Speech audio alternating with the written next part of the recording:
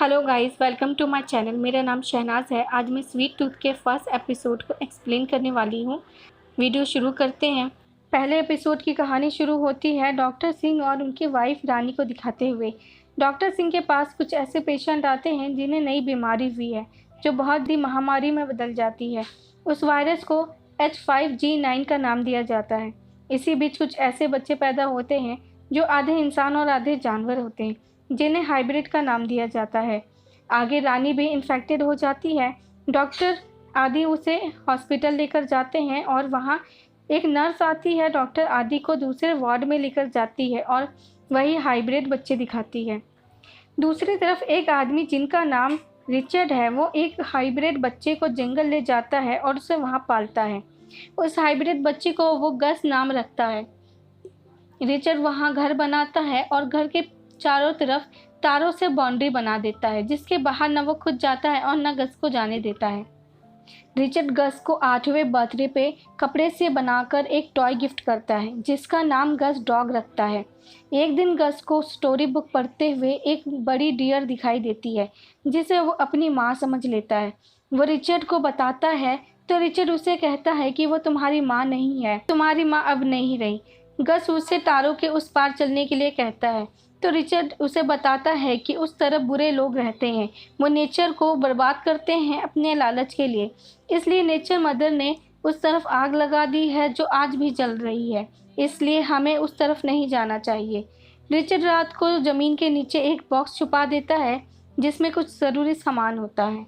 Richard गस के 9वें birthday पे उसे एक गुलेर गिफ्ट करता है, जिसके साथ खेलते हुए गस को डियर के पैर के निशान दिखाई देते हैं, जिसे फॉलो करते हुए गस तारों की बाउंड्री के पास पहुंच जाता है।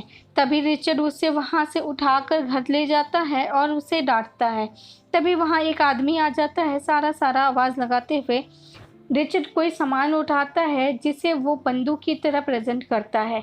सामने वो आदमी बंदूक समझकर वो बाउंड्री के बाहर खड़ा होता है और उससे कहता है कि वो अपनी बहन को ढूंढ रहा है। रिचर्ड उसे बताता है कि यहाँ कोई नहीं है और उसे जाने के लिए कहता है।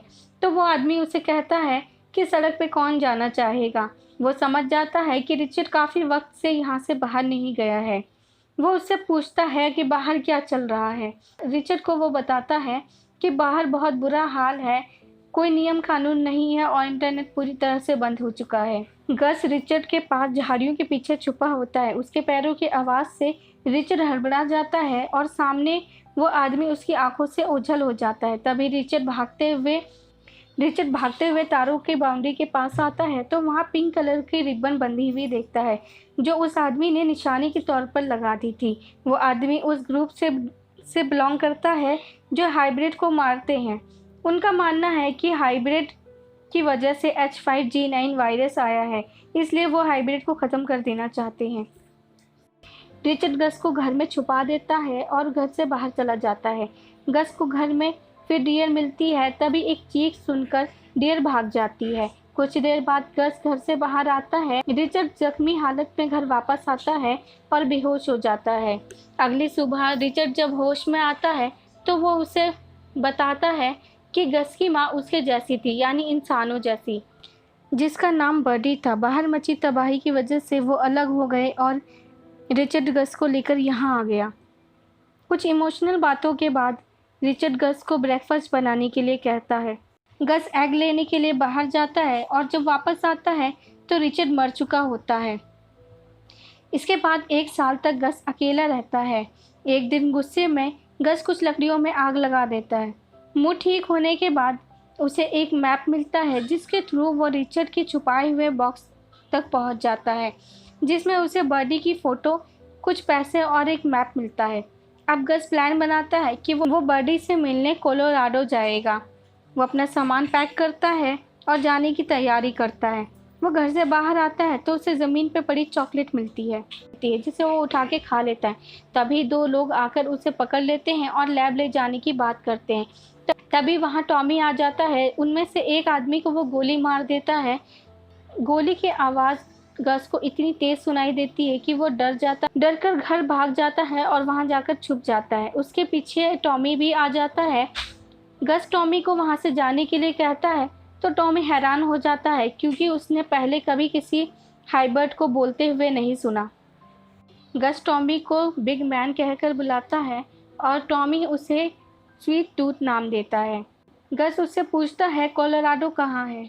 टॉमी उसे बताता है कि कोलोराडो यहाँ से बहुत दूर है और उसे चेतावनी देता है कि तुम यहाँ से बाहर मत निकलना, तुम्हारे जैसे बच्चों को बाहर मार दिया जाता है। तो गस कहता है मेरे जैसा कोई नहीं है, मैं आखिरी हूँ। टॉमी समझ जाता है कि गस के फादर ने उससे सच नहीं बताया है।